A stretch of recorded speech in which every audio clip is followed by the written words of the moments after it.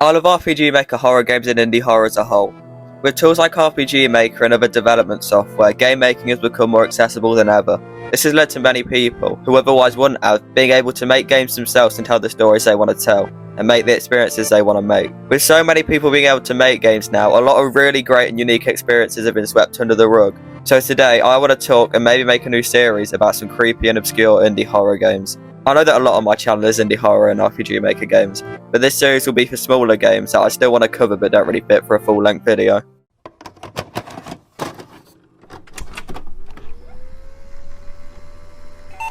You were always a snoop, weren't you? That's why you bought an old computer you saw, lying among piles of junk at a garage sale. You didn't even bother to format the computer before you turned it on.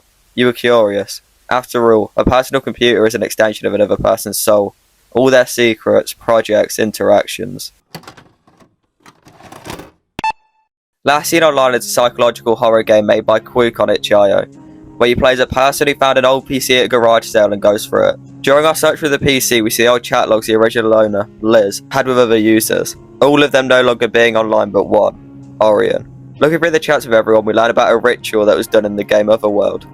We find the password for a folder by listening to songs downloaded on the system, and opening it, we see 5 pictures in a notepad document. On the notes, we read a diary that Liz wrote. We learn about the struggle she had with her mother, who's single and treats her very poorly. Doing things like calling the cops on her, once for thinking that she's missing and the other for thinking she's doing drugs. After spending some time at her friend's house instead of going back home, her mother eventually comes to speak to her. She says sorry to her and explains about the problem she has. Liz says in the diary that she loves her mum and knows she loves her, even though she can say such mean things at times, like when she blames Liz for ruining her body. We read that this person named Scott has introduced her into a new game, the same one she was talking about doing rituals in with Orion in the chat. The final thing we read about is when someone she knew died. She said at first she didn't really feel anything, but one day she remembered how his locker used to be right below hers. She used to have to move out of the way whenever he came. Hearing his voice say, "Hi, excuse me," she was so used to it. So when she closed her locker and realised she didn't have to move out of the way, she cried and couldn't stop. Death is so scary to me.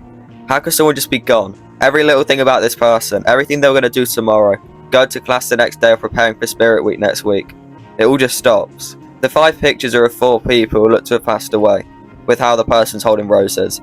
A demonic goat statue, 2 angel-looking babies with wings on top of a fountain, picture frames with static in them, and finally a guy named Lawson. Using the pictures to recite what happened on the night of the final ritual to Orion, we convince them that we're Liz, and we unlock an invite to the Otherworld server. Entering the password, we get a video call from Orion.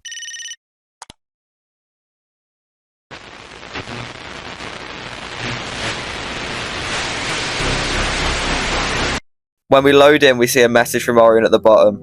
"You aren't Liz." Going through this low poly world, we eventually end up at a disco, where we get walked up to by a user named AloneGirl15, the same username as Liz in the chat logs. We follow her into the Nexus, a place where you can enter player-created worlds, and we enter a world named the House of Baphomet, the goat man the cult worships.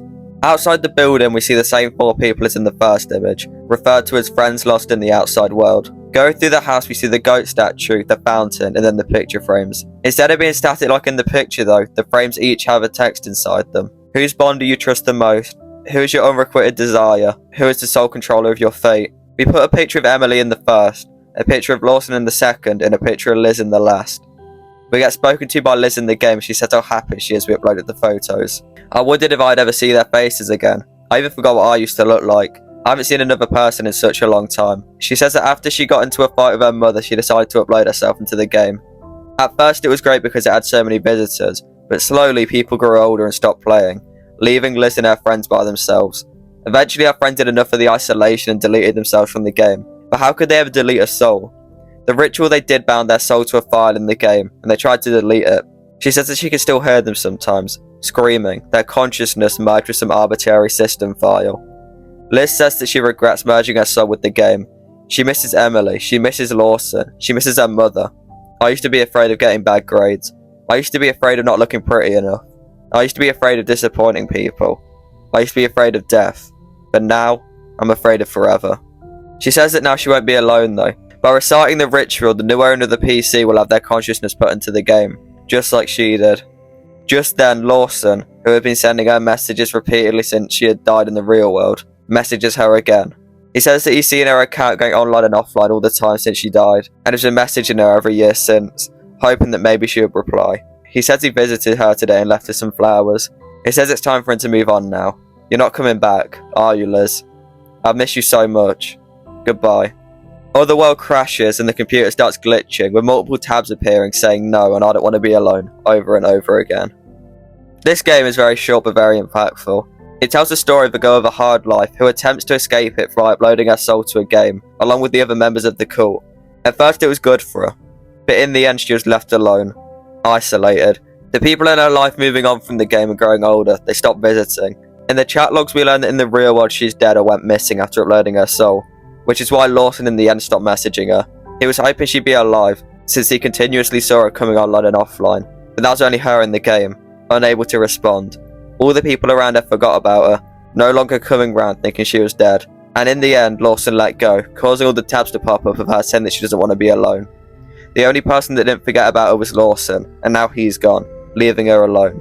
Combined with the game crashing, meaning that she won't even have the player with her. Maybe things could have ended well if she never met Scott, causing her to join the cult. We see him convince her to perform the ritual in the chats, ending with her doing it and presumably being left by him, with the last message that was left by her, saying you promised you wouldn't leave me. The call we get from Orion when loading into the game is what I'm assuming happened to another person that uploaded themselves into the game. However, I might be wrong, as they had the ability to chat to us, but that's the only explanation I can think of for the call. A guilt-ridden fisherman ventures out into unknown waters. Each catch reveals haunting reminders of his past sins. Unravel the mystery and seek redemption, or be consumed by the Mourning Tide. Created in 2 weeks by a 5-member team, Mourning Tide tells a story of a man absolved with guilt, going out to the ocean and being forced to face his actions. You start off on a rusty boat in the middle of the ocean, your only option being to start fishing. At first you only catch fish, and then you find one with a human looking face, then a mantis with another human looking face. Holding them they make weird croaking noises, like they're running out of breath. After putting them on a rack, the water around us turns red. Getting the next fish it starts raining. Then the next thing we get is far more... I'll just let you see. We're reeling a woman, one that doesn't move but makes a crying sound. The next thing we reel in doesn't put up a fight or try to swim away like the other fish. We pull out what looks to be a small red baby making crying noises. When we try to put it on the rack, the screen fades to white. The sea whispers secrets, tales untold, of a man undone by jealousy's plight. In mourning I sail, my guilt takes hold, a tragic tale of love turned to blight. A wife unfaithful, or so I believed, in shadows of doubt, my love I deceived. Now sailing the path where mourning does tread, for a son's loss to jealousy's dread. The game ends. The short game tells a story of what I interpret as a man who doubted his wife's loyalty and murdered her because of that. The wife would have most likely been pregnant due to the red fetus we find. In the text we see after the game we see that she may not have actually been disloyal, and what he did was simply out of paranoia or distrust. He believed she wronged him, so he wronged her. We don't know if he knew she was pregnant, but if he did after the fact, that would only add to the guilt he feels, causing him to go on the boat out to the ocean. The way the wife struggles more than all the other catches when reeling her in paints a far more disturbing image for how she died. And the stillness of catching the baby shows how helpless it was in the situation. My theory for how he killed her would have been through like suffocation, because of how like the fishes with the human faces make croaking noises, kind of like they're losing their breath. But we never get a clear explanation of what happened to her. Climb the Green Mountain Trail. Sonic is no newcomer to horror. One of the most famous creepypastas is Sonic.exe, which I'll go more into in a future video I'm writing, if I follow through with it. I probably will. I'm quite excited to make it. The game is by no means amazing, same with the story that goes with it, but it had a large impact on the creepypasta and indie horror scene. Dozens of .exe games followed, and recently a few analog horror series. But there's one Sonic horror game that sticks out far more, Green Mountain. Mysteriously posted on the Sonic Fan Games HQ site at the start of this year, by a user who made the account only days before and hasn't posted since. Green Mountain is a game that really absorbed me. For what little we have, there's really something about it that is so interesting. Opening the game, we drop straight into Green Hill Zone. No title screen, nothing. This time it's different. The game is far more saturated than the original. Sonic's eyes are closed. The music in the background is distorted and different. The sky's black, there's no enemies, and the level is far more vertical than normal Sonic levels. The level is far more of a climb than the original Green Hill. Going through, we actually do some platforming, which is surprising since normal Sonic horror games really just have you walking forward most of the times. One thing to note is that Sonic can take full damage. As inconsistent as the series is, one of the only things that has stayed consistent over the franchise is its lack of full damage. Getting rid of that makes Sonic feel oddly realistic in this game. At the top of the mountain we're greeted by this. A darker version of Sonic with no face, just a black void in its place. A fight starts with it, but it's not much of one. The Sonic Wii players can't die. The other Sonic's animations are different to ours as well. The jumping most notably. Instead of going into a ball, it jumps almost like a human would. Or like how it does in Sonic 06. After beating it, it sinks into the ground. No victory music, no end level screen, nothing. Trying to walk left or right, we can't. Sonic's now trapped between the borders of the screen. Just him and these 4 totems. The totems aren't the normal Sonic ones though. The totems resemble Haniwas, Japanese sculptures used to mark burial grounds and protect the dead. After standing for a few minutes, Sonic's jaw falls off. Then the world around him starts crumbling into black. More of Sonic rots away until he resembles the thing we just fought. Then we get the game over screen. So from what we can tell so far, Sonic climbs the Green Mountain Trail, arrives at the top, fights and beats an assorted clone of himself, then rots away, taking the form of the thing and being left in a void, possibly repeating a cycle.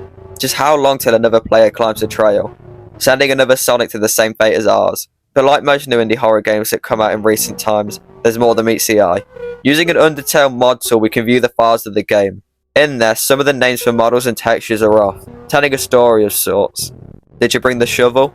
We left it in the car. It's in the pack. You already need to go? No, but I need to mark something. I'll set stuff up at the clearing. Yeah, speaking of, how far is it? We've been tracking up this route for over. Green Mountain is not far. We will get there sooner than later. Okay. Have you talked to her lately? Not really. Couldn't you do it now? No. Why? I don't want to talk. Why not? I'm exhausted as it is. Okay. We're here. We read about a conversation between 2 people hiking the Green Mountain Trail to bury something. That something is unclear. It's also not clear if Green Mountain is the actual location in-game, or if this version of Green Hill is merely representing it. We also don't know who this she character is. The totems at the top of Green Mountain don't paint a very pleasant picture for what they are burying though. That question of what being buried is soon answered. Going through the files, we find an image named Returnal. We see a very dark image that looks to be taken in the woods, with a blue shape in the middle. Brightening the image up, we can make out what looks to be a mangled, rotting Sonic corpse. The same one we saw at the top of Green Mountain. This is what they were burying. This is where I get to theorising. The story could either be about 2 people in real life burying a body on Green Mountain, the Green Hill Zone being a representation of that mountain, and the Sonic at the top representing the body. Or you could go the route of this being a horror story directly about Sonic, Tails and Knuckles being the ones trekking the Green Mountain, a place in Green Hill Zone, to bury the corpse of a dead Sonic. My theory for what we play as in the game though, is either we place the spirit of the dead person, hence why Sonic's eyes are closed, climbing the mountain to get back to their body, only to rot away again and continue the cycle of torment. Or this will only apply to the first story of 2 people in real life burying a body. The 2 people in the story being murderers, killing multiple people and burying them on Green Mountain. The Sonic we play as in-game representing a new victim, being taken at the mountain to eventually be buried and meeting the same fate as the Sonic at the top. The story is left purposely ambiguous, so I'd love to hear your interpretations in the comments. The game shares a lot of similarities with the Mario game with the creepypasta era, simply titled Mario. The game similarly has you traversing through empty levels of a game while you learn about a dark story. Mario also having a disturbing image hidden in the files. By turning a text file into an image file, we see this. At the time in 2010, it was very disturbing. We didn't know the source of it, but now we do. It being a cover of a band. But we still don't know the origin for the Returnal photo. Another theory I see going around for Green Mountain is a far darker one that I highly doubt to be true, but if it is, it's quite disturbing. Some people believe that Green Mountain is actually someone confessing to a real murder they did. Personally, I don't think this is true, but if it is, it's a very weird way to confess. A very cryptic one as well. So that's about all I have to say. If you enjoyed, subscribe and let me know if I should carry on this series. Also, I need some game recommendations, so if anyone has any, it'd be appreciated. Also, I got a mic, so hopefully the audio quality is better in this video. And that's about all for now, so goodbye until the next one.